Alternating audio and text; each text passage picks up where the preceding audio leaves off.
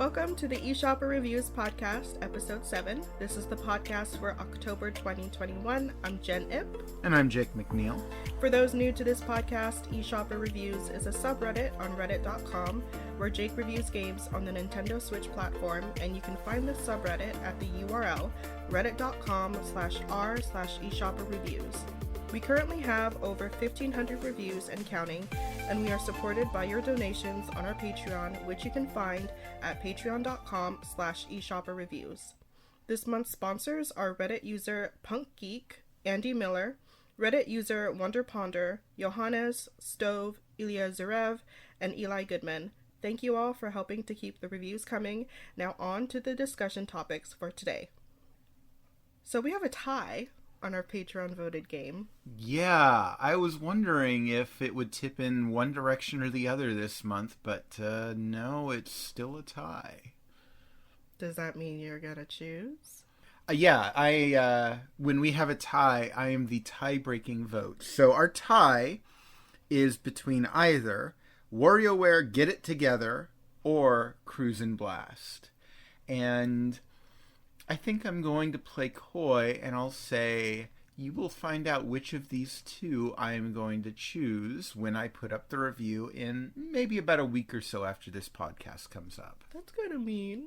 Well, kind of mean, but I figure anticipation is nice, and those who voted for one get to see if it's theirs that makes the final cut or if it's the other one. I guess.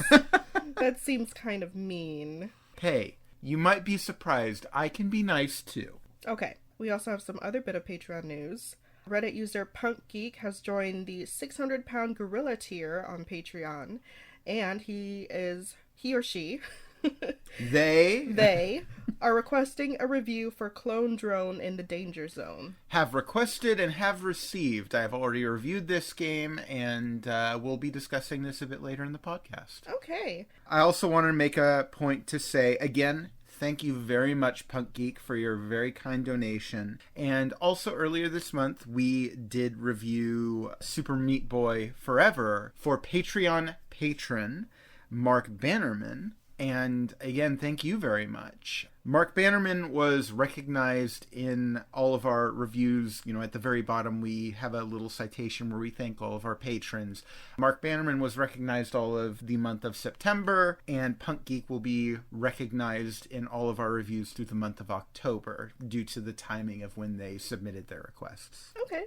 So on to the news for the last month. Mm-hmm. All right. So Nintendo Switch online subscribers in Europe and Japan got a 1-week free trial period of Daemon X Machina? Yeah. Is it Demon or Daemon? You know, I'm not quite sure, actually. I'm asking because of the spelling. This is a game that came out a while ago. I've already reviewed it, and we didn't get this trial period in America. Instead, we got Story of Seasons Pioneers of Olive Town earlier this last month. And that was a game that I reviewed, and I think we'll be discussing it briefly coming up in a bit. We didn't get Daemon X Machina, but I think this tied into, there was like an anniversary celebration or something. Yeah. Said during the anniversary stream, the sequel was announced, but nothing was shown and no platform or release date was mentioned. Yeah, so given that the first game came out exclusively on the Nintendo Switch for a bit before it was ported to PC, there is a good chance that the sequel will be Nintendo Switch exclusive too, but we don't have any confirmation of platforms just yet. Okay. For those of you who live in the UK, the Nintendo Switch has been reduced in price. Yeah, they're framing this as a trade price adjustment. This is not a change in price that we are receiving in the US, at least not according to Nintendo. It's just, I guess, due to changes in different currencies, they felt like this adjustment was needed. I wish they did that in the US. Don't we all wish that we could spend less on the stuff that we buy? But I guess you Europeans are just that lucky this time. Mm-hmm. Former Retro Studios employee Mike Wikan reveals that there was a massive crunch at Retro during development of the original Metroid Prime. Yeah, this is a bit of interesting, like a look back at development back during the GameCube era.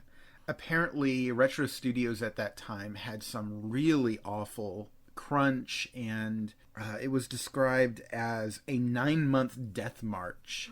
But apparently there was a happy ending to this, because Nintendo basically came in and bought out the company and put a stop to that, which is not to say they put a stop to crunch. Wikan was quick to point out that crunch still happened, just not in that kind of extreme. And I tend to take the view that any kind of crunch in the industry is a failure of leadership, that the folks in charge should do a better job planning out things so that they don't force their employees to work odd hours that they're not paid adequately for. It's a bad practice the industry should not be doing, but sadly it's also one that's very, very common. I mean, can I read this quote from him? Yeah. Okay. He says, "I had 2 times where I was there 48 hours straight with 1 hour of sleep, and then a couple of 36-hour days. For the last 9 months, we were there pretty much 24/7. That is insane." Yeah, and the thing is, I don't think that makes for a very productive workplace. If this guy was really running on 1 hour of sleep for 2 days straight, I can't imagine that the work that he was putting in was very high quality. Versus if he'd gotten a good amount of sleep and just went to work as normal, I have to expect that the quality of work that he'd be putting out would be much better.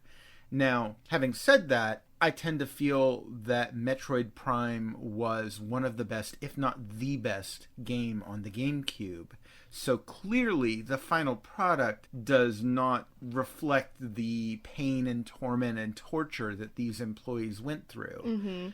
Or a more cynical person could say that this is a reflection of how much hard work, sweat, and tears that they went into it. But it's not worth losing that much sleep. And I imagine he was probably hallucinating by that point.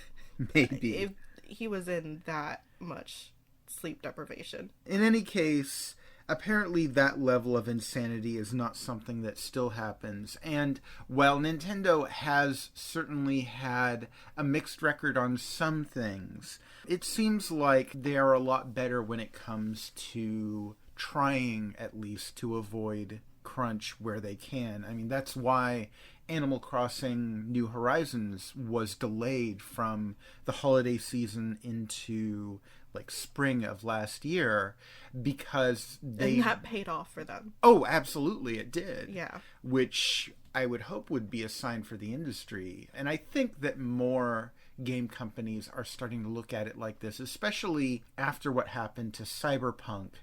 A lot of game companies are a lot more willing to delay a game as opposed to rush it out to market only for it to show how much it was rushed. Okay, so onto something a bit more lighthearted. The new Nintendo Switch update 13.0.0 adds the ability to pair Bluetooth audio devices. It only took 4 years! Oh... Joking aside, it's actually pretty easy to see why Nintendo was hesitant to put this functionality in the Nintendo Switch at launch. Okay, tell me why. Because they had to make a lot of sacrifices in order to get this to happen. If you actually try to make use of it now, number one, there are latency issues. Everyone who's used it has reported that it has a pretty bad delay. If this was the way that things were at launch, people would look at this and go, well, that kind of sucks. You know, it's got Bluetooth in it, but I can't really play my games like this because there's this delay. Granted, some games more than others. Like, if you're playing a turn-based RPG, that's not going to matter so much. But if you're playing a fighting game, if you're playing Super Smash Brothers, and you really need that immediacy in the sound to reflect the immediacy in the gameplay, that's going to be a problem. The other issue is, when you have a Bluetooth audio device paired, it cuts down on the number of controllers that you can have connected to the system. Instead of having up to 8 controllers, apparently you can have, I think it said, up to 2. So I feel like Nintendo was hesitant to put this functionality in the Switch from the launch, because it would have made the system look like a bundle of compromises. And rather than doing that, they're just like, let's just not have it all together. And then eventually they kind of worked their way back to it and were like, yeah, we can probably get away with this now. And I'm glad that they did in retrospect. It's nice that there's this feature there, even if it does have these compromises. And I'm sure that ideally we would have all liked to have had this for the last 4 years. But I can see how, especially from a marketing angle, it would have been a bad idea to implement this from the start. Okay. Suppose that's fair. Back to the not so lighthearted news. Activision Blizzard sued again over worker intimidation and coercive tactics. You know, there was a little while here where I thought that Activision Blizzard would make it for 1 month without being in the news again for some terrible stuff that they... No. Apparently not. No. And this isn't even necessarily directly connected to all of the employee abuse and sexual harassment and stuff that they've been involved in. Apparently, they're now being sued for intimidation and coercive tactics in regards to, like, their employees can't even discuss pay discrepancies and getting fair pay and actually forming a union. We've talked multiple times about how the issues within Activision Blizzard are in part due to the fact that game developers specifically are not unionized, and that would help them to avoid a lot of the problems with abuse and harassment and unfair pay. And apparently Activision Blizzard took it a step further and has actively pressured employees not to talk about this stuff. They've indicated that there are going to be penalties if they talk about this on social media. It's one more thing in the list of bad behaviors that has been added to Activision Blizzard's bad behavior profile on our subreddit. The second piece of news from Activision Blizzard. They're now being investigated by the United States Securities and Exchange Commission. Yeah, just the bad news keeps piling on for Activision Blizzard. Apparently, they've been asked to hand over multiple documents. They've been subpoenaed. Yes. However, this isn't necessarily because they've been mistreating their employees or doing shady stuff behind the scenes. Oh no, they're just potentially lying to their investors. Yeah, this is all about them lying to their investors about that situation. So it's like, this isn't even about the main controversy. This is a sequel, spin-off controversy that has come out of that controversy, because it's like, it's one thing to do the bad stuff. It's another thing to lie about the bad stuff to your investors. Yeah, it's a big no-no. Yeah. So the next thing we're going to talk about is the Nintendo Direct for September 23rd, 2021. Yeah, this is probably the biggest news for Nintendo Switch this month. It's big and long. Yeah, it's 40 minutes long. That's a lot to uncover. Yeah, we kind of sped through the other news so we could get to this. This is the meaty stuff. This is the real important stuff. So. Okay, so the first one, and I feel bad because I actually have not played the base game. We need to get around to reviewing this. We have not reviewed this on eShopperReviews yet. Monster Hunter Rise is getting an expansion DLC. It's called Sunbreak. Yep, it's coming out next summer. We didn't really see gameplay of it, but, I mean, the little teaser that we got, it looks good. Yeah. We have a new trailer for Mario Party Superstars coming October 29th. Yeah, we already knew about this one, but we got to see all 5 of the game boards at this point, so everyone knows kind of what we're in for with this one. Next game is called Voice of Cards, The Isle Dragon Roars, coming October 28th. This one was really unexpected. I don't think anyone was thinking, hey, Square Enix is going to bring out a card RPG in a month. But, I don't know, I thought it looked interesting. I may look into it. I don't know. The one thing that really caught my attention, it just, again, seemed really unexpected. This is a game that's coming from Yoko Taro, who's probably best known for the Nier series, which is very different than this. So I don't think anyone knows what to expect from this one. Disco Elysium, the final cut, is coming out October 12th.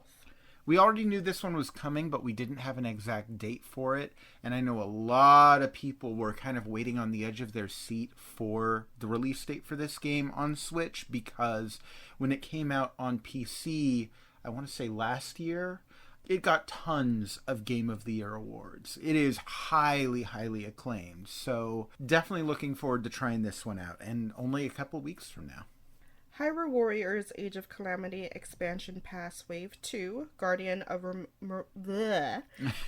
Guardian of bleh. Nope, you gotta say it. Guardian of Remembrance comes out October 29th. I don't know that I really have too much to say about this one. I really enjoyed Age of Calamity, and I haven't played any of the expansion content yet. I'm sure I will get around to it eventually. It looks good, but I don't know what else to say about it. Chocobo GP comes out 2022 as an exclusive. This is another one I don't think anyone was expecting. Hey, it's the Final Fantasy version of Mario Kart. It really is. I don't know how I feel about it. I think there was a Chocobo racing game all the way back on the original PlayStation, I want to say.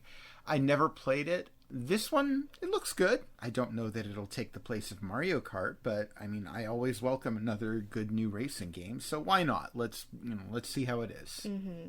Super Smash Bros. Ultimate will have its last fighter revealed on October 5th. They made it a point to say that this will be the last announcement for Super Smash Bros. Ultimate. And again, it's like, I hate to see this finally coming to an end. I want there to never be an end to Super Smash Bros. Ultimate content. But it had to come sometime. And again, poor Mr. Sakurai needs to finally be able to take some time to rest. He's done such good work. Let him finally have his moment to just relax. This one I am very interested about. Really? Yes. Kirby and the Forgotten Land coming spring 2022. This is something that the folks at HAL Laboratories have been kind of hinting at for a while now. They've been saying that there's going to be a major new Kirby title for a while. And it got leaked a couple of hours prior to the Direct. Nintendo's Japanese website accidentally or unintentionally, I'm guessing, put up a listing for this game. But the listing only had one image and it didn't really indicate the full extent of what was in this. And just finally getting a 3D Kirby game. Kirby has never been in a fully 3D game before, outside of spin-off titles like, racing games and stuff. And so it is really exciting to see what they're doing with Kirby now that he's in full 3D. And I will say the gameplay in this game trailer reminded me a lot of the kind of more simplified 3D gameplay that you saw in games like Super Mario 3D World. And I feel like if that's the direction that they decide to take it, that's probably a good direction for the Kirby games to go in. I feel like Kirby seems like it would work best with fairly simplified controls. There are some people who are speculating maybe this will be an open world game. I don't know that we've seen enough footage to really make that judgment of how expansive the world is, whether it's level based or anything like that. But I thought what they showed looked really good. So I'm definitely looking forward to this one. Animal Crossing New Horizons Direct coming in October, with new free content coming in November. They showed off a little teaser trailer for this. They basically indicated that a part of this content update would be The Roost, which is a coffee shop that was in prior games in the series. Don't really know much else about this, but I guess we'll find out more within the next month or so. Mario Golf Super Rush second free update shadow drops. Yeah, this update apparently is going to include the new characters Koopa Troopa and Ninja as playable characters, and new courses Blustery Basin and Spiky Palms. I kind of feel like a lot of people knew that this is the direction that Mario Golf was going to be going, releasing Slim and then gradually adding more content as time went on. Okay. But it's still a bit frustrating that this stuff wasn't in the game at launch, especially because the launch release was kind of disappointing. It didn't really have enough content in it. Disney Magical World 2 Enchanted Edition comes holiday 2021. It looks like a remake of the 3DS game which, as I understand it, was kind of a little bit like Animal Crossing. It's kind of one of those life sim type of games. Supposedly it was decent, so the Nintendo Switch version should be good, hopefully.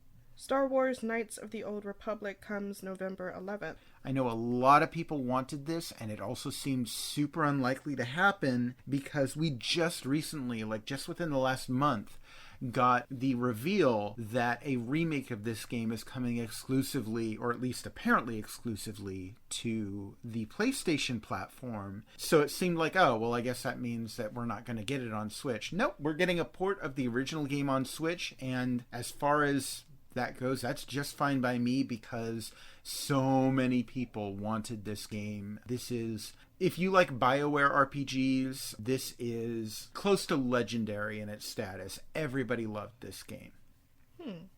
Dying Light 2, Stay Human, Cloud version, February 4th. This one is coming day and date with other versions of this game releasing on PlayStation 4 and 5 and Xbox One and Series, which is kind of surprising. It's not the first time that's happened. I think Hitman 3 did something similar. And of course, because Nintendo Switch cannot output the same kind of graphical quality as other game consoles, they're doing a cloud version so they can kind of fake it with streaming instead, which I tried out. In fact, I believe I reviewed the Nintendo Switch version of Control, which works the same way. And given the limitations of the Nintendo Switch, I feel like this is a reasonable compromise. Okay. So hopefully the Nintendo Switch version of the game should be good. Hopefully. We also have Dying Light Platinum Edition coming October 19th. This one is not a cloud version. And then coming March 4th is Triangle Strategy. I thought it was so ridiculous when they announced originally this game being Project Triangle Strategy as their working title. I'm like, okay, they'll come up with something good later. No, it's just Triangle Strategy now. But with this trailer, they revealed that much like they did with some of their previous games, they really took the beta to heart. They made a lot of the changes that people asked for, a lot of quality of life changes, visual improvements, loading time improvements. There's a camera that you can move now, and I know, Jen, that you're not a big fan of strategy RPGs. I am not. But I am. So this one I'm definitely looking forward to. It has its charms and quirks, I will say that. We have a new trailer for Metroid Dread. We already know everything I think we need to know about this game. This was more of a, hey, just a reminder, this is about to come out. And it's like, yeah, I'm already getting it. You sold me. No more need. Are you getting it on launch? I'm heavily considering it. It's October 8th. I don't normally buy games at launch because I don't like paying full price because I buy so many games and it's so expensive. But I mean, Metroid Dread is one of the big games for the year for Nintendo Switch, so I might have to break down and buy it. All right. So, Nintendo Switch Online has a new membership plan called Expansion Pack. I think that's a good name for it. And this has been kind of heavily rumored over the last, I want to say, half year or so, that Nintendo Switch Online would be adding new content in the form of another game console. And some people had speculated that they would be adding a new paid tier, which is what this looks to be.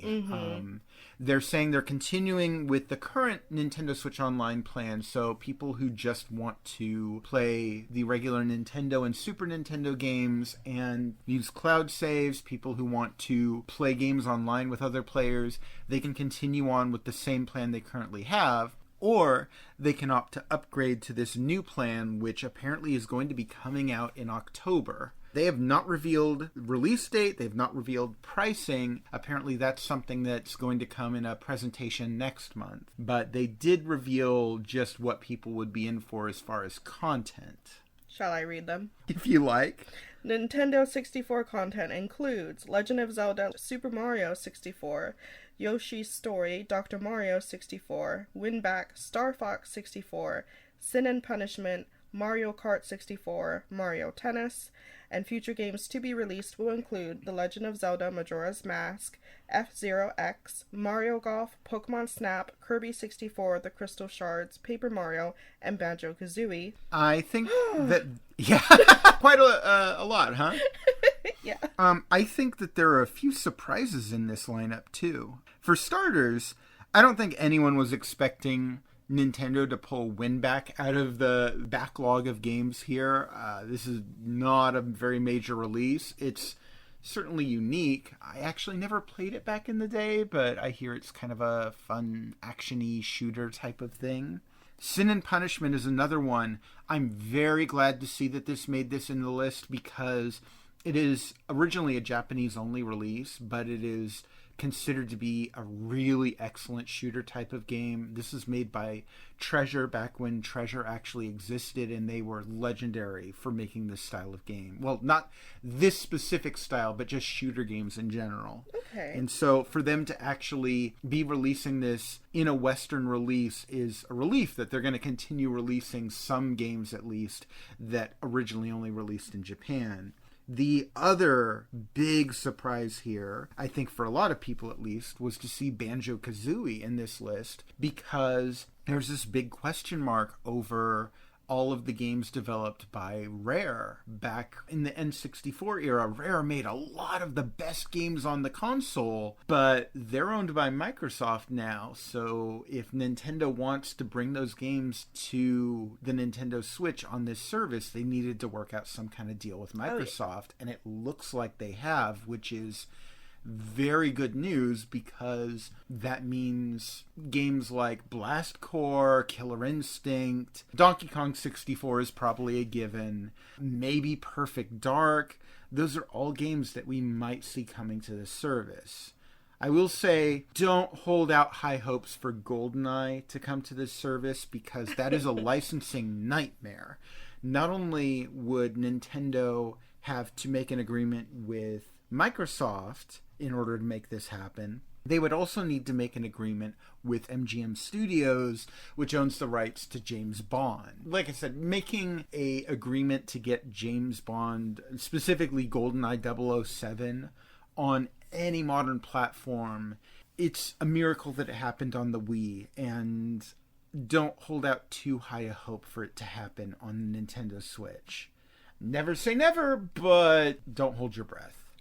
Sega Genesis content. Whoa, hold on. You're not just going to gloss over this because... Which one? The fact that there's Sega Genesis content coming to... Like, okay. I mean, it is a big deal. So here's the thing. A lot of people were tossing around rumors that Nintendo might bring N64 content to the Switch. And there was another rumor going around, a high possibility that they'd bring Game Boy content to the Switch. No one was talking about them bringing Genesis to Nintendo Switch Online. And it's funny because there is already a lot of Genesis games playable on Nintendo Switch through the Sega Genesis collection. There's the Sega Ages games. So I think that's why this wasn't on a lot of people's radars. But it's definitely a added feather in the cap of this new Nintendo Switch Online service. So I'm sorry I interrupted you.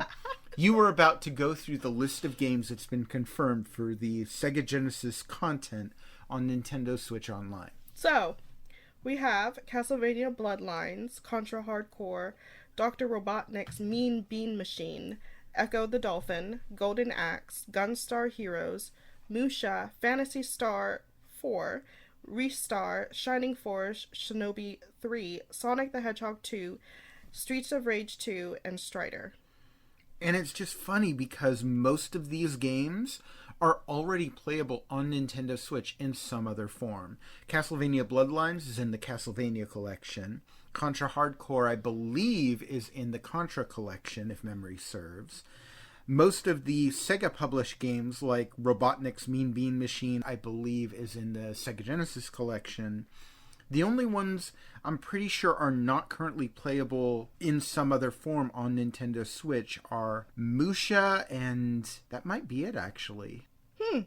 Well, you can also buy the respective controllers from these previous consoles for $50 each. Nintendo Switch Online members can. Yeah. Apparently it's exclusive to them. And as I understand it, I think Europe is getting the 6-button Genesis controller, which kind of makes you wonder why they didn't do that in the US too. I guess in part because the classic 3-button controller is a bit more iconic, but not nearly as functional. Interesting. Yeah. Looks like they're going to reveal more details about the new Nintendo Switch Online expansion pack later in October. I mean, they would have to because it's supposed to come out in October. I think it's interesting to point out at this point in this Nintendo Direct isn't even close to finishing yet, and they've already said, yeah, we have 3 more video presentations that we're going to be releasing within the month of October. We have the Super Smash Bros. Final Fighter, we have the Animal Crossing Direct, and we have this Nintendo Switch Online presumably video that we're going to be releasing. So it's interesting they announced trailers for trailers. More or less. Gotta get that hype train going. You know, I can't say I dislike it. It's good to know that we're going to be seeing more on this stuff within the next month. All right, back to the rest of the games. Back to the rest of the Nintendo Direct, yes. We have the Shadowrun Trilogy 2022. Interested in these. I don't know that I heard much about them aside from, they came out on the PC a while back, and I think they're supposedly pretty good, but I haven't really looked into them too much. Castlevania Advance Collection was a shadow drop. Yeah, I may have been so super excited and happy about this that I might have just gone ahead and bought it. So this collection is possibly one of the worst kept secrets in the industry right now. It's been leaked in multiple places. Everyone knew it was coming. Not everyone knew that it was going to contain not just the 3 games that released on the Game Boy Advance in the Castlevania series. It also includes Castlevania Dracula X, which is the kind of sort of port of Rondo of Blood that released on the Super Nintendo. A lot of people would say it's the inferior port, but it's a different game, what can I say? In any case, the 3 Castlevania games that released on the Game Boy Advance are well known for being some of the better games in the series because they follow the Metroidvania style that was established in Castlevania Symphony of the Night. And that game still remains one of the best games in that genre. The 3 Game Boy Advance games, not quite as much, but still really, really well liked. And I've only just dipped my toe into this game at the point of this recording. I've played a little of it, but still bringing back those good old memories. And is there going to be a review? Of course there's going to be a review. Okay. I can't say when, but I will say probably sometime within the month of October I will be reviewing this game. I can give you a preview now and just say so far my early impressions are very good. I'm quite pleased with what I'm seeing so far. Okay, next up we have ActRaiser Renaissance, also a shadow drop. It's funny, right after a game that everyone was expecting, they did another trailer for a game that no one was expecting. ActRaiser is one of the earliest Super Nintendo games. It came just a few months after the Super Nintendo launched, and in the time since, the company that developed this game, they're called Quintet, they developed multiple other RPGs that are considered some of the best RPGs on the Super Nintendo. They developed Soul Blazer, Illusion of Gaia, Terranigma, and Robotrek. And then after that, they kind of went into decline, and they've been absorbed into Square Enix. But Square Enix hasn't really done much with Quintet's games since then. ActRaiser got a port to mobile phones in 2004, and then I want to say in 2009 it got released on the Wii, and that's it. And even more than, hey, it's nice to see this game given new life on Nintendo Switch with this actually really pretty looking remake, I thought. It's maybe offering just a slight glimmer of hope that those other Quintet games might get some sort of sequel or remake or at the very least port at some point in the future. I'd say don't hold out hope for that. Don't, hold your breath like I said for the other thing. But at the very least, this is a sign that Square Enix has not forgotten those games. That's good. Deltarune Chapter 2, a free update, shadow dropped as well. For those who aren't familiar with Deltarune, it is the, I guess, spin-off of Undertale. Deltarune Chapter 1 and 2 are apparently both free on the eShop, so if you liked Undertale, you should definitely get this. It's free, it'll cost you nothing, and it's kind of sort of similar to Undertale. Hot Wheels Unleashed coming September 30th. We already knew about this one, but I mean, it's good to see more of it. I hadn't seen the track creator before, so that was kind of cool to see. Surviving the Aftermath Holiday 2021. I think this is something that we had seen announced before, but didn't really have a release window for, if memory serves. So it looks interesting. Kind of a zombie apocalypse game with simi elements, I think. Mm-hmm. Shin Megami Tensei 5 digital pre-orders begin today. Well, begin today when the Direct came out. Yeah, we already knew that this game was coming out November 12th, but this was just an announcement that people could start pre-ordering it. If you are interested in this game, I kind of hope that you do, because this is a series that I feel like could use more attention. On that note, I know that I've been dragging my feet on reviewing Shin Megami Tensei 3. At some point I will do this, probably, I want to say early November at least. I definitely want to have it reviewed before Shin Megami Tensei 5 comes out. Okay. Wreckfest comes out fall 2021. Looks like a fun driving game. With wrecking involved. Naturally. Arcade Archives Pac-Man is a shadow drop.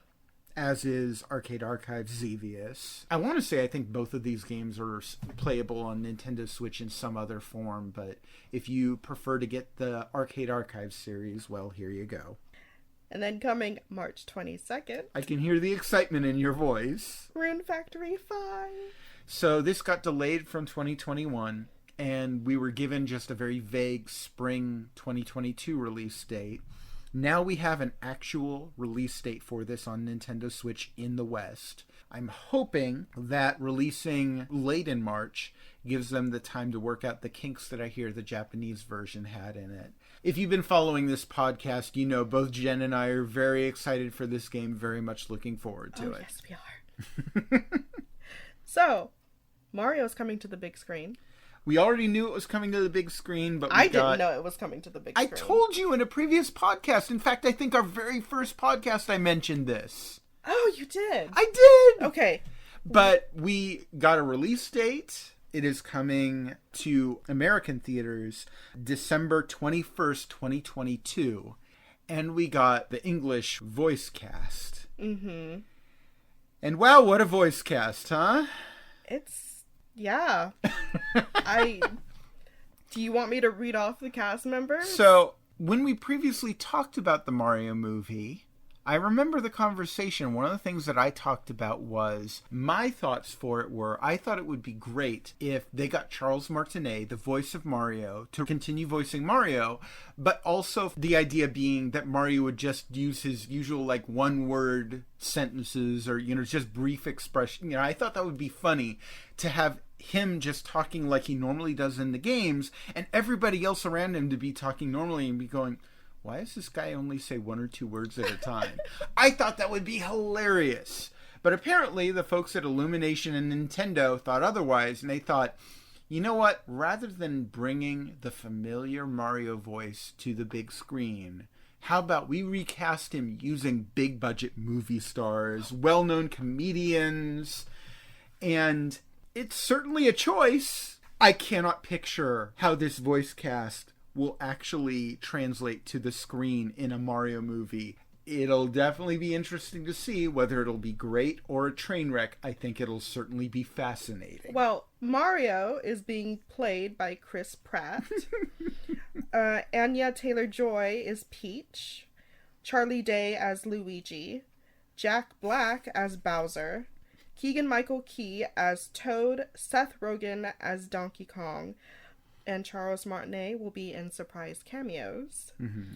We also have Kevin Michael Richardson as Kamek, Fred Armisen as Cranky Kong, and Sebastian Maniscalco as Spike. I will withhold more of my opinion until I hear from you. Jen, what did you think about this cast? I think, first of all, Jack Black as Bowser, that fits. I can almost see that. I can definitely see that. I don't know about Chris Pratt as Mario. Yeah, they started off with just... I don't know how I feel about it. I would have rather it have been Ryan Reynolds, personally. Ryan Reynolds as Mario? Oh, that's even weirder. Maybe. I don't know. Seth Rogen as Donkey Kong? Yeah, that and made then me laugh. Keegan-Michael Key as Toad? Oh, man, just thinking of Toad, who's usually, okay, and that being replaced with half of Key and Peele. I can see Keegan doing the voice. I just never expected him to be cast as Toad. I suppose I could almost picture it. It's just a very different Toad from any version of Toad we've seen previously. I mean, Mario's going to be different than what we expect, apparently. The Nintendo Direct specifically said Mario is going to talk a lot. Yes, they did say that. There's going to be a lot of talking in this movie, apparently. Okay, enough about this. We got a new Splatoon 3 trailer coming in 2022. Well, we don't have a new trailer coming in 2022. The game! Go!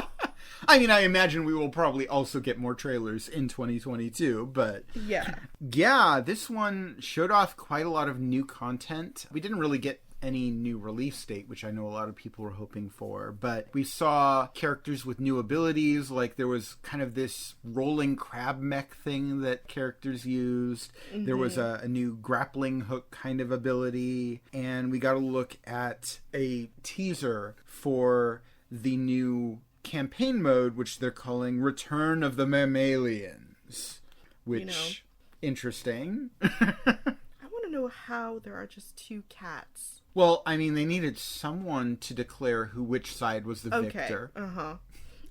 And you're not going to have one of those biased squids doing it, right? Mm-hmm.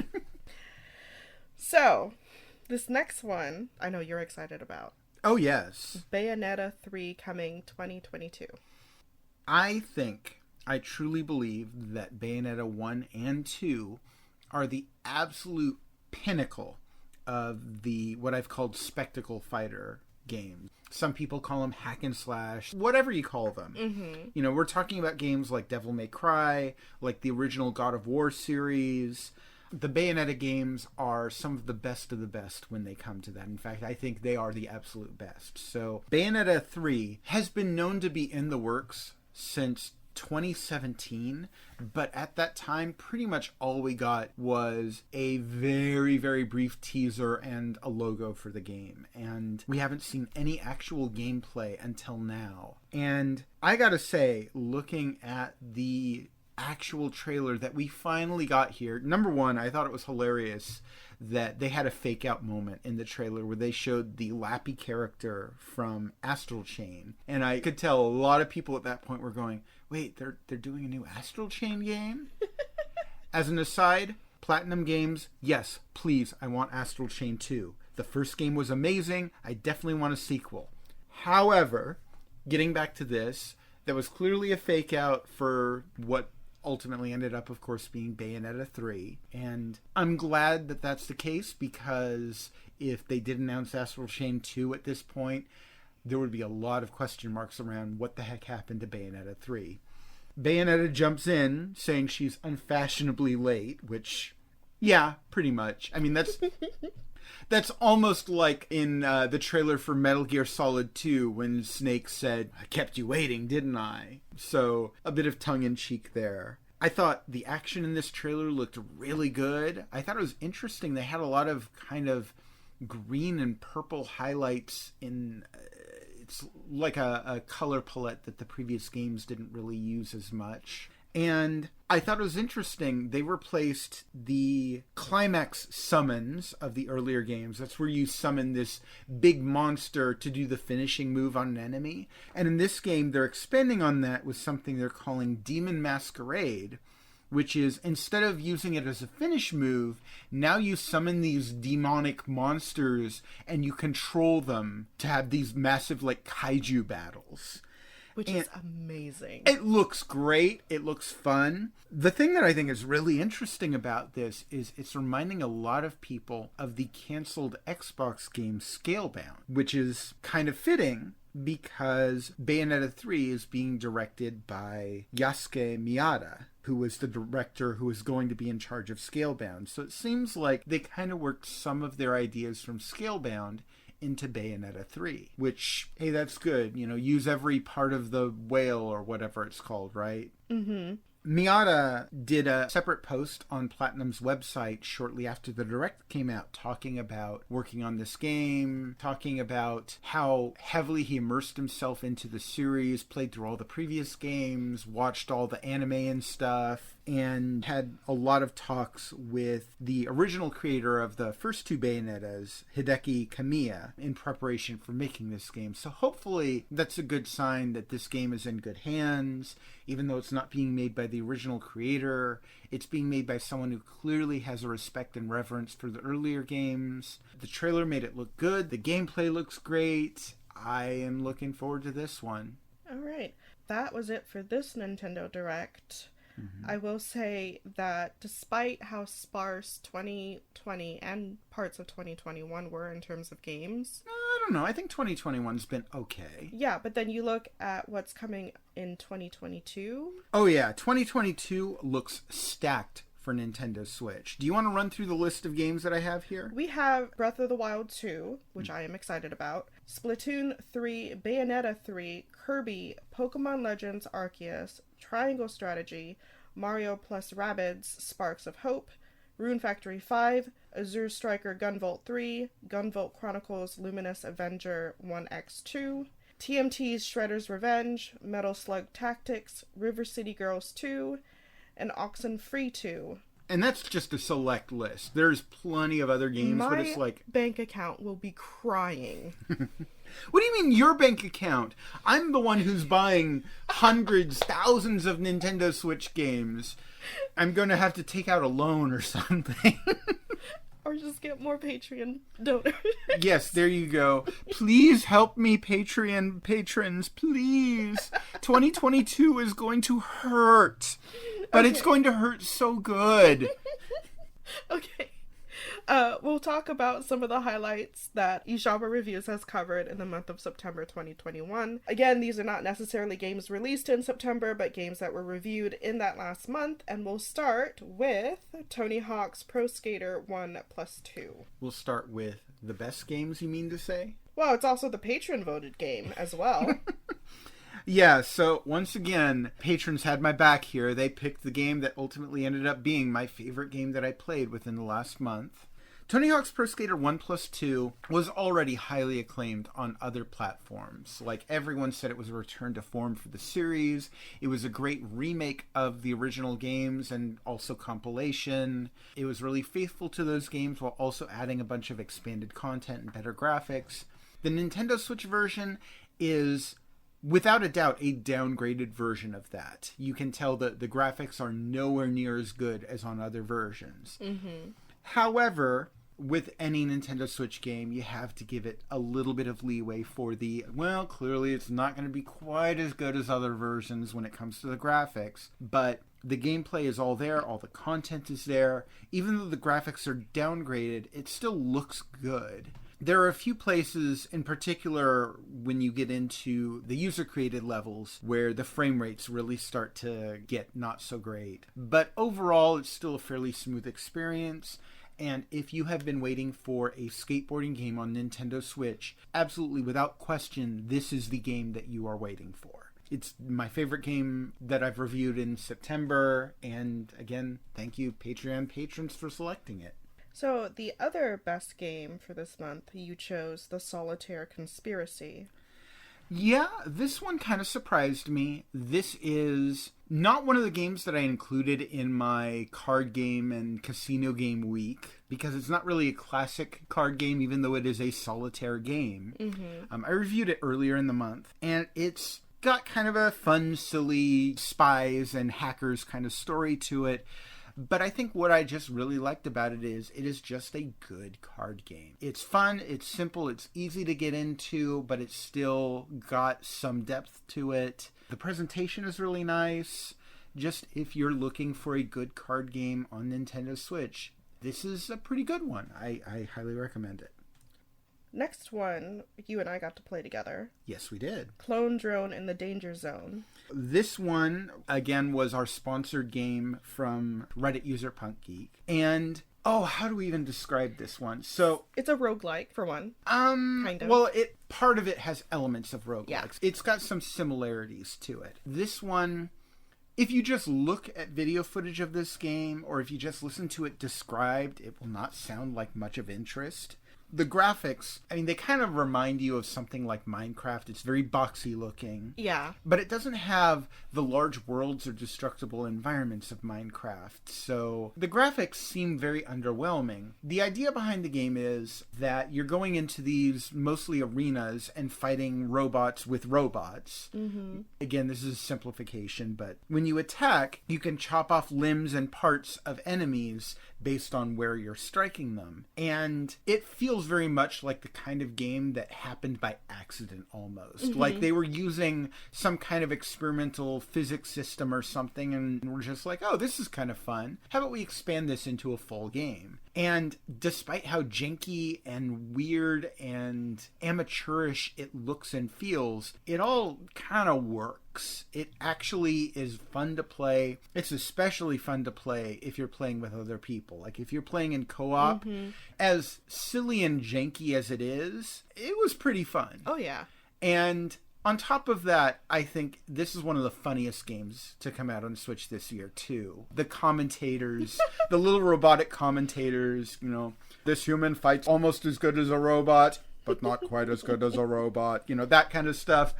Really great stuff. This one has been out on Steam Early Access for years now. And that has kind of built it into this it has this large groundswell of people who are really digging this and spreading word of mouth about this one. But it only finally got released this year on multiple platforms, including PC and Nintendo Switch. And again, it still feels really janky and amateurish, but despite that, it's still worth playing. It's still one of my favorite games that I played this month.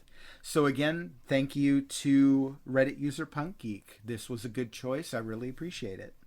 Last one for best games of the month is Shadowverse Champions Battle. Man, I reviewed a lot of card games this month. Yes, you did. This is another one that wasn't in my classic card game and casino games week. Again, it's not really a classic card game. This is more of a collectible card game. If you think something like Magic the Gathering or Hearthstone, games like that. But this is not a game with microtransactions or anything like that in it. Everything in this game is contained in the game when you purchase it. And the Shadowverse franchise has been on mobile devices for a while. In various forms, you can get card games like this. But this one takes that basic card game gameplay and brings it into kind of a JRPG style game. You have these anime style characters.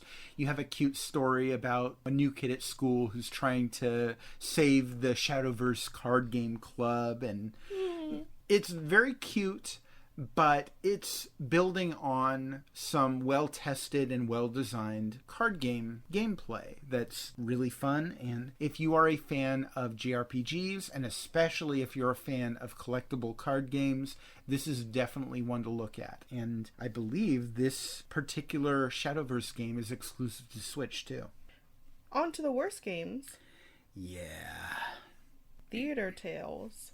So, to give you an idea just how much I despise this game, this month I had an entire week where I reviewed nothing but asset flips. I reviewed nothing but games that were lazy ports from Unity Store assets onto Nintendo Switch. I'm so sorry. For an entire week. I'm so sorry. And yet, the worst game I played this month was not one of those games. Theater Tales, on its surface, looks like a really nice children's game. It looks like it's kind of a graphic adventure style game where it's taking classic fairy tales and it's doing kind of a kid-friendly version of that, where it's kind of, oh, so you need to collect the items that you're going to bring to Grandma's house in Little Red Riding Hood, that kind of thing. So, to give you an idea why I despise this game so much, the graphic adventure elements of it they're really simple. They're not terrible, but they're nothing to write home about. And you go through the game, you play through the Little Red Riding Hood story, which takes about 5 minutes. And then you're done with the game. That's it. The menu has space, and it has grayed out menu selections for multiple other classic fairy tale stories, but those are not actually in the game. They're not available as DLC, and as far as I can tell, they never will be in the game, because this is a game that came out years ago and then was available years prior to that on Apple Arcade. This is a completely unfinished game that can be finished within 5 minutes. And if you got this game for your little kid thinking, oh, this is a nice family-friendly game and they'll be able to enjoy these little, fun classic fairy tales, your kid will finish it in 5 minutes and then go, where did the rest of the game go, Daddy? How do I play the rest of this game? This game is a con job.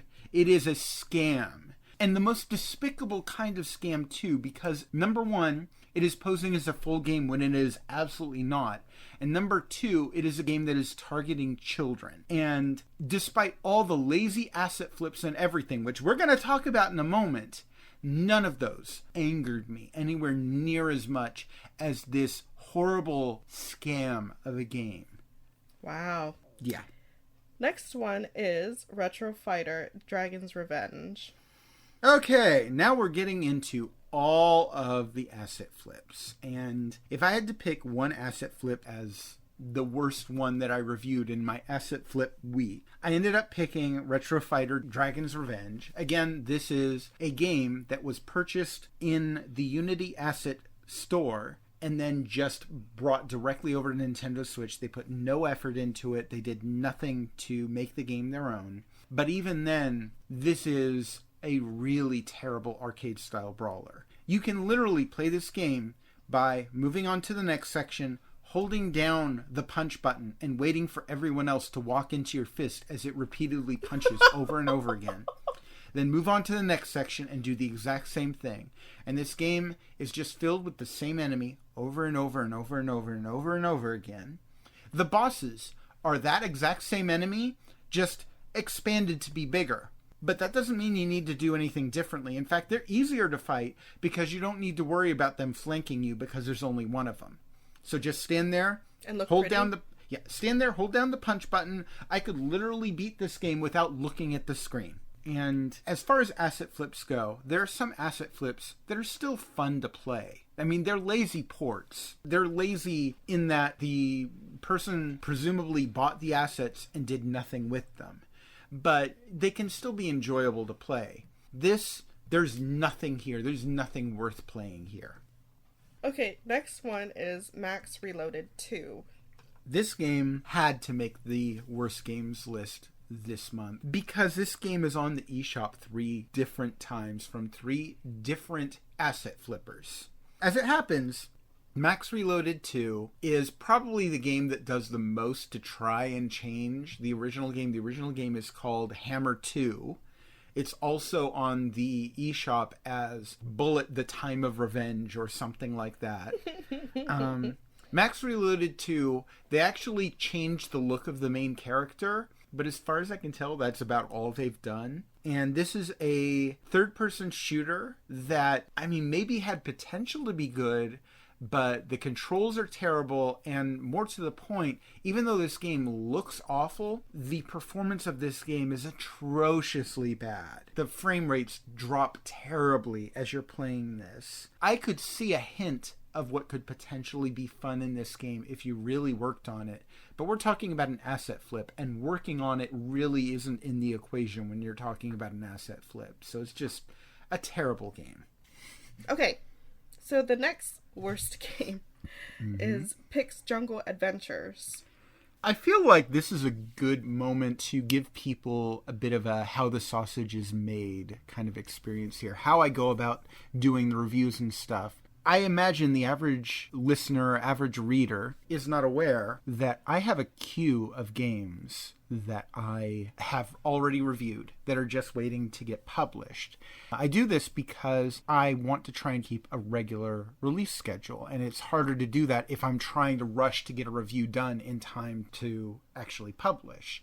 So at this time, I want to say I have over 50 games that I have reviewed that I have not yet published the review of at the time of this recording. And so prior to deciding to do Asset Flip Week, I had already reviewed Pix Jungle Adventures, and I had actually reviewed it before I even realized it was an asset flip. And then later on, I discovered it was an asset flip, and I realized that some of the other games that I had in my upcoming queue were also asset flips, so I decided to make a whole week of it. When I reviewed Pix Jungle Adventures, I was shocked at how brazen it was that a game company, that any publisher, any developer would have the gall to release such a bald-faced Mario clone on a Nintendo platform, but not just a bald-faced, clearly copycat Mario clone, but a horrible Mario clone. This game, the physics are terrible. It's not fun to jump. It's not fun to jump on enemies. It's not fun to collect coins or get bonuses or anything. This is about as bad of a Mario clone as you could possibly hope to get. And it was already going to make my worst of list for this month, even before I knew that it was an asset flip, even before I knew that it was going to be in my asset flip week. And then I found out it was an asset flip, and it was like, oh, well, that tracks. So, wow. I still take the point of view that I will give any game a chance, or mostly any game. There are some games where I'd really have to grit my teeth, but even an asset flip, as much as I despise the practice, I still hold out hope for the potential that it could be decent. I can't think of an asset flip that I've played at this time that I thought was really all that worth getting. But there's always potential that whoever made the Unity asset did a darn good job making that game, and then whoever did the lazy asset flip to the Nintendo Switch was just giving us the pleasure of actually playing it on that platform. It has yet to happen, but it could. I reserve judgment for that time. But in this case, if I'd been thinking about asset flips when I played this game, if I'd known that this was an asset flip, I would have been like, oh yeah, that's obvious. But even before I knew that, I knew that this game was terrible. It's horrible. Just blackjack. Okay, we're getting away from our asset flips for a moment here. I do not believe this was an asset flip. This game really is just blackjack, which in and of itself is a pretty boring and straightforward game, if I'm to be perfectly honest. I mean, I do not dislike blackjack. I think blackjack is fine, but blackjack in and of itself, there's not much to it. Okay, keep drawing cards until you feel like it's too risky and you might go past 21. There's more to it. You can split cards, you can double down, whatever. But at its core, it's a very simple game. Mm-hmm. That's not why I gave this a low review score and why I made it one of the worst games in the month. But it's not only just blackjack, it's also bare bones. It has very little in the way of any kind of features or anything. And it has poor performance on the Nintendo Switch, which is like, it's a card game. Yeah. There are multiple games on Nintendo Switch that include blackjack along with multiple other games. There are also other versions of blackjack just in and of themselves on Nintendo Switch that are better than this one. If you are looking for just blackjack, do not buy just blackjack. One other thing that I've got to say about this game. Okay, so it's feature poor. It performs badly. It doesn't even let you bet what you want. Oh. Like, one of the few ways that you have some influence over the game of blackjack is you get to determine how much you bet on each hand. You can't even fully do that here. You have like 3 or 4 options to choose for how much you're betting, and that's it. Okay, last worst game of the month. Party Games 15-1. Okay, we're getting back to asset flips now. This is a minigame collection where most of the minigames here, first of all, it's not even 15 minigames. There's only 14 minigames in here. The 15th one is just, hey, we're going to randomly select, some of the other minigames. That's not a minigame. That's an option. Repurposing. Yeah. Second of all, most of the minigames here are controlled using either the directional input or a single button press. Most games do not have both. It's one or the other. And this simplified approach kind of cripples a good number of the games in this collection here, because you feel like they might be at least halfway decent if you could have better control over them. If you could actually use a directional input and a button instead of one or the other. Ooh. As a result, most of the games in this collection feel incomplete. And this felt emblematic to me of asset flips in general because it's such an incomplete game. And it feels like something that the Unity Store asset was designed to be built on. And the lazy person who ported this over had no intention of doing that. Okay. We're going to talk about the hidden gems now. Yes, let's. The first one is Max, The Curse of Brotherhood. This game, I believe, came out on Xbox 360 some years ago, and I have to imagine that's why it probably looks as good as it does on Nintendo Switch, because it's not a port of an Xbox One or PlayStation 4 game, it's a port of an Xbox 360 game. But it looks very good. It's a good puzzle platformer type game where you're using a magic pen to draw platforms, sort of, and to do other things in the game. I wish you had more direct control over influencing the environment and stuff in this game. But what's here is good. The puzzles are good. The presentation is excellent. It's just a good all-around puzzle platformer. Okay. Next one is Gunlord X. So this game has an interesting history. It was originally designed for the Neo Geo console, and during development, it was put on hold, but it was eventually finished and released on the Dreamcast. The version on the Switch is kind of an upgraded version of that Dreamcast release. And the funny thing is because this is a game where the development process was so delayed, it kind of feels like it's a window into a time and place. This feels like a game that was made for Neo Geo because it was. But this is just an all-around solid action platformer. I feel like the screen size feels too limited in this game, and that kind of keeps it from being better than it is. But even for what it is, I thought it was really good. It just has a lot of old school charm to it. If you're a fan of those old school kind of games like Contra or Metal Slug, this game is a little bit like those, but there's also kind of some exploration elements too. So I would say if you're a fan of those style of games, this is well worth looking into. It's kind of different, kind of similar, but it's all around pretty good. Next one is Rush Rally 3. Rush Rally 3 really surprised me. This is very much an indie racing game. It was designed by a one-man team, and it's not quite on par with professional, simulation-style racing games, but it's close. And for a one-man team to produce something of that quality is really impressive. It was originally designed for the mobile platform, and you can see some of that in its interface. I think the interface, the menu interface rather, is not all that great. But the actual game itself, the gameplay, is really, really good. If you're looking for a overlooked racing game on Nintendo Switch, I highly, highly, highly recommend this one. And it's pretty cheap for what you're getting too, so definitely look out for this one. And then we also have Rush Rally Classic. This is part of the reason why I reviewed Rush Rally 3 is because Rush Rally Classic came out this year, and Rush Rally 3 just happened to go on sale. So I was like, I'll get them both. Why not? Rush Rally Classic kind of takes the gameplay of Rush Rally 3 and does that, but in a top-down point of view. You have kind of a bird's eye point of view. And I feel like this kind of addresses some of the problems that Rush Rally 3 had. Some of the issues it had with graphical textures not looking so good is less of an issue when you're viewing it way from overhead.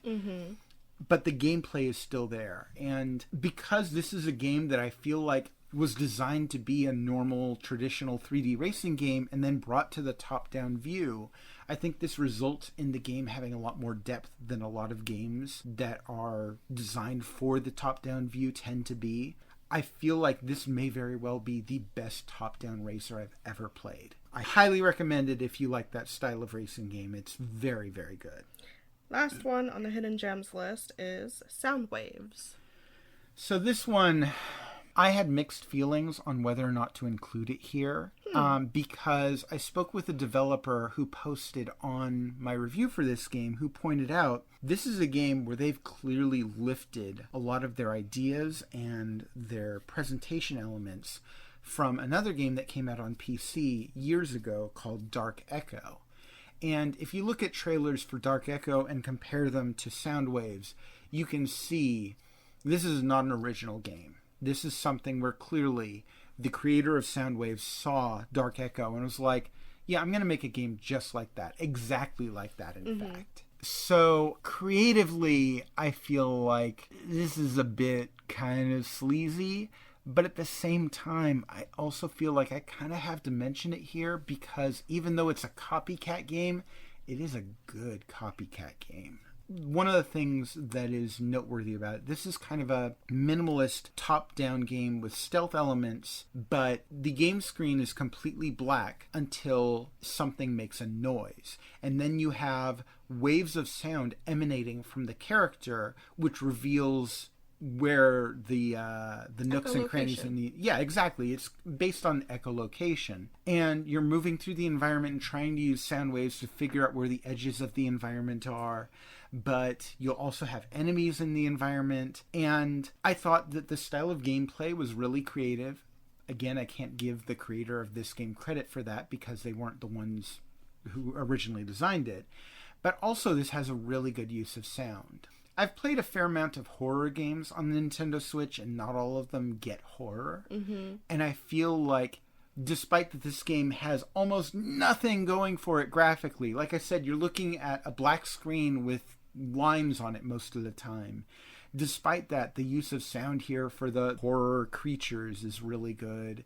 The use of sound to kind of map out the environment. Like I said, I still feel iffy about including this here because it is clearly just a copycat game. There's very little originality that went into it. But despite that, it's still a game well worth playing. Okay. So, on to other noteworthy reviews. We have Super Meat Boy Forever.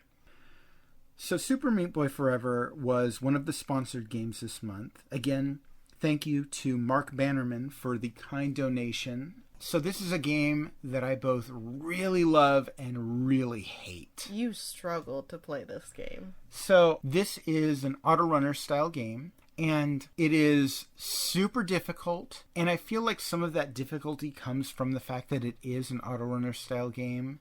But the thing is, I go back and forth on this one. Like, the level design in this game is phenomenal. But then they did this weird thing where they took the level designs and they broke them up into chunks and then have randomized chunks presented to you in each level.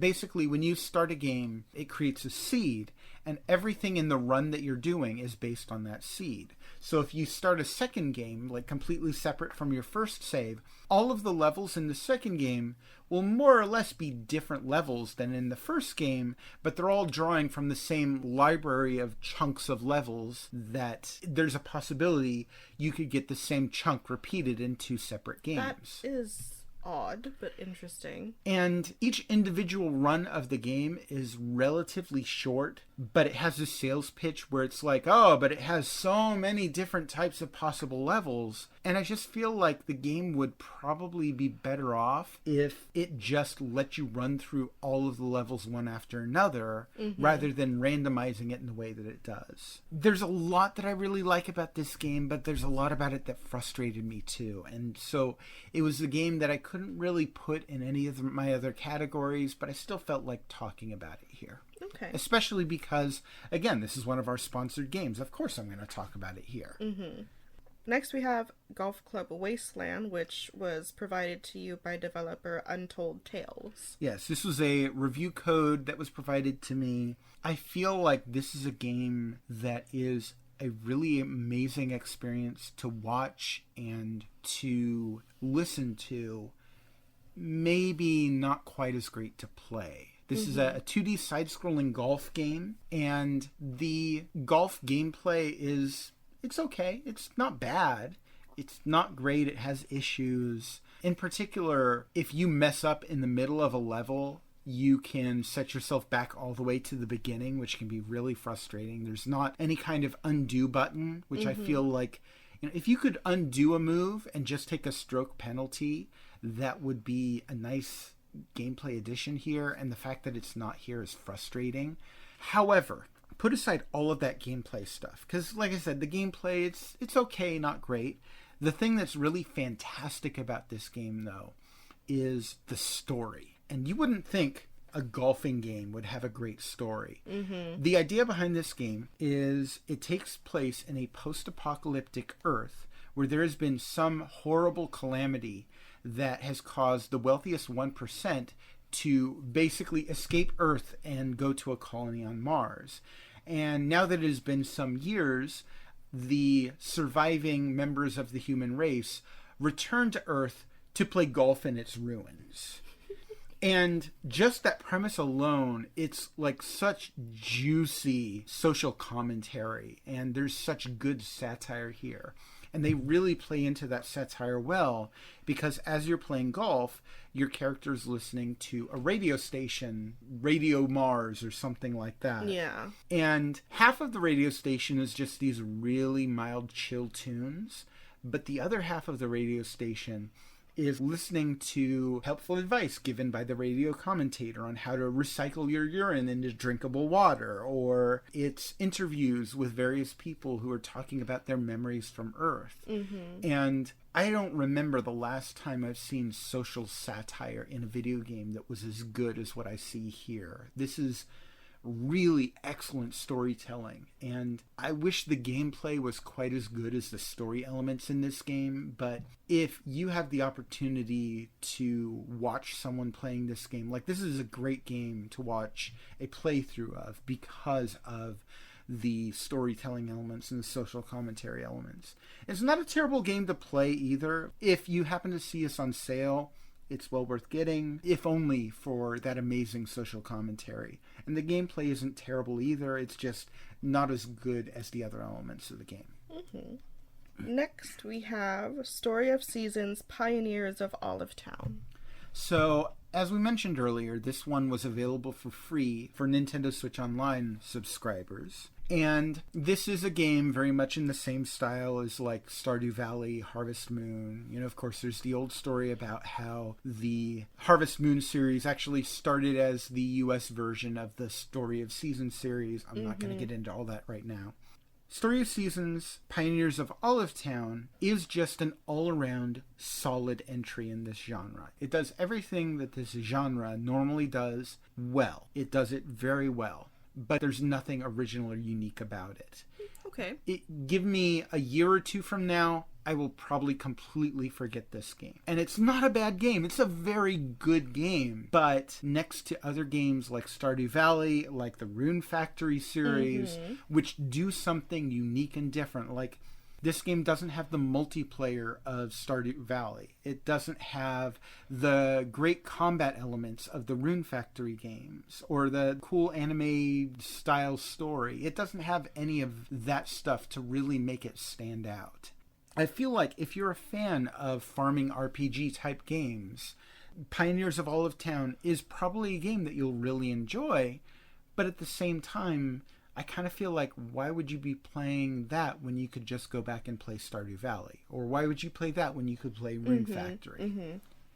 We have classic card and casino game week games, such as Fancy Solitaire. I felt like because I did an entire week of card games and casino games, I should probably highlight a few of the games that I thought were the best from that week. I know probably not everyone who's listening, probably not everyone who's reading my reviews is all that interested in Solitaire and poker and casino games. But there are so many of these games on the eShop, and some people are probably interested in getting maybe a couple of these to kill time on their Nintendo Switch, but you probably want to aim for the best games of that type. You know, why would you waste your time with a mediocre card game? So when I picked the games that I thought were the most noteworthy from this week, the first one that came to my mind was Fancy Solitaire, which I'm not sure if I'd call it fancy, but this is quite possibly the best game of Klondike Solitaire I've ever played. And I have to highlight that this is just Klondike Solitaire. If you're looking for multiple different kinds of solitaire, no, this is not it. This is just Klondike. But this has so many different options in it. You have dozens of different ways to make your cards look, different ways to make the table look, different songs to play in the background. The gameplay is well done here. If you are just looking for the kind of solitaire game that comes with Windows, Klondike Solitaire, this is the best version of just that game that I've played on the Nintendo Switch out of all the solitaire games I played that week. And then the last one is World of Solitaire. Where Fancy Solitaire did one type of solitaire very well, I felt like World of Solitaire was the best bundle of different types of solitaire. It still has a few issues, like a lot of the content in the game you need to unlock, and that's a bit frustrating. But there are 5 solitaire games in this collection, and I felt like as far as solitaire bundles go, this is the best bundle that I played the entire week. Awesome. Okay. So now is when we normally answer patron-submitted questions, but we don't have one this month. As a reminder, patron donors who contribute any amount can have their questions discussed on the podcast, but since we don't have any, I'm going to ask you one myself. Go right ahead. And as I like to remind our listeners, if you don't like the questions Jen asks, it's your fault, because you're supposed to be submitting these questions. She's doing your job for you. Since it's the GameCube anniversary. Yes, it is the 20th anniversary of the release of the GameCube. That happened in September in Japan and November in North America. What is your favorite game from the GameCube? Oh, just going for the simple, straightforward question. Oh, yeah. Huh? I have 2 answers for this, actually. Okay. At the time, I probably poured more hours into this game. In fact, this game, I may have spent more hours playing this game than any other game in my entire life. There's a good possibility of it. And that game is Super Smash Bros. Melee. Why am I not surprised? This was a huge step up from the original Super Smash Bros. On N64. It was a massive amount of content. And I know a lot of people still to this day play this game in tournaments and stuff. I'm not one of those people. I've moved on. Super Smash Bros. Ultimate is my jam now, but I can still appreciate how great a game Melee was back in the day. However, because Melee has since been eclipsed in my eyes and in my heart by Super Smash Bros. Ultimate, if I had to go back and play one GameCube game, without question, the one that I would definitely gravitate to is Metroid Prime. The original Metroid Prime, I have such good memories of this game, and they go back to well before the game released. And now it's storytelling time.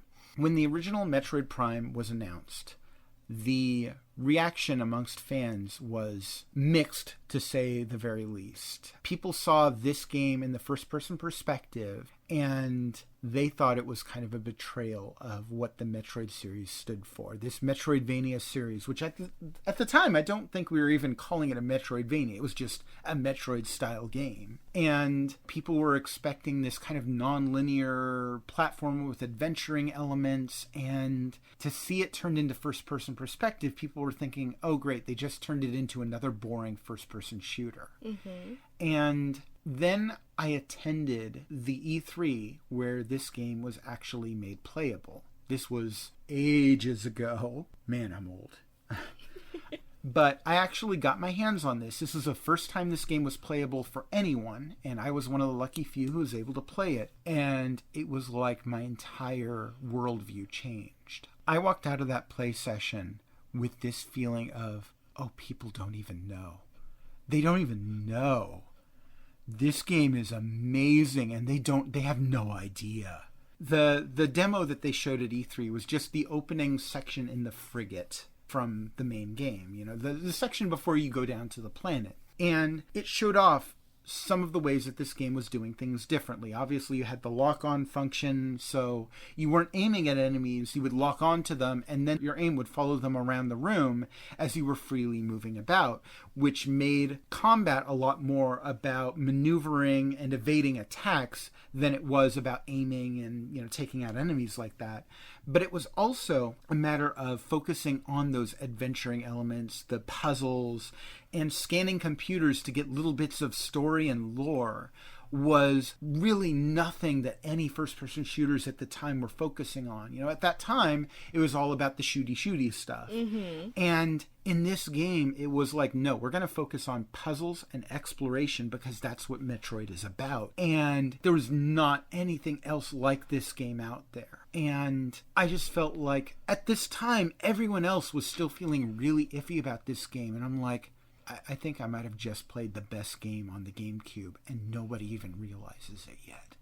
And sure enough, it came out, and everyone was raving about it. Everyone was saying, again, like me, this was quite possibly the best game on the GameCube. And I know there's some argument about that. Some people will point to Legend of Zelda Wind Waker. Some people will point to Super Smash Bros. Melee. Mm-hmm. You know, you even have a few diehard fans of other games like Resident Evil 4 is another big one. Mm-hmm. Eternal Darkness is another one. I have to mention Eternal Darkness here because Nintendo, you cannot forget that game. It is amazing, and you need to bring it back somehow.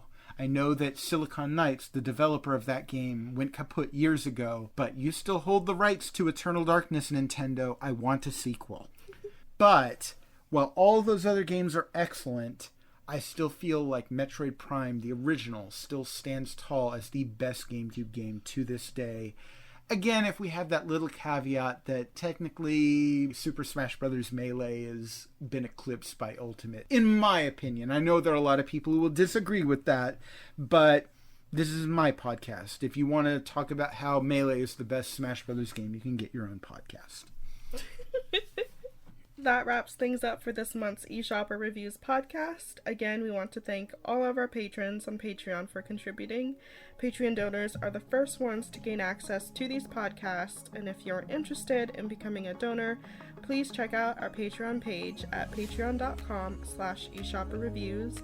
And once again, if you're curious to read any of the reviews or content mentioned in this podcast, you can find it on the eShopperReviews subreddit at reddit.com/r/eShopperReviews.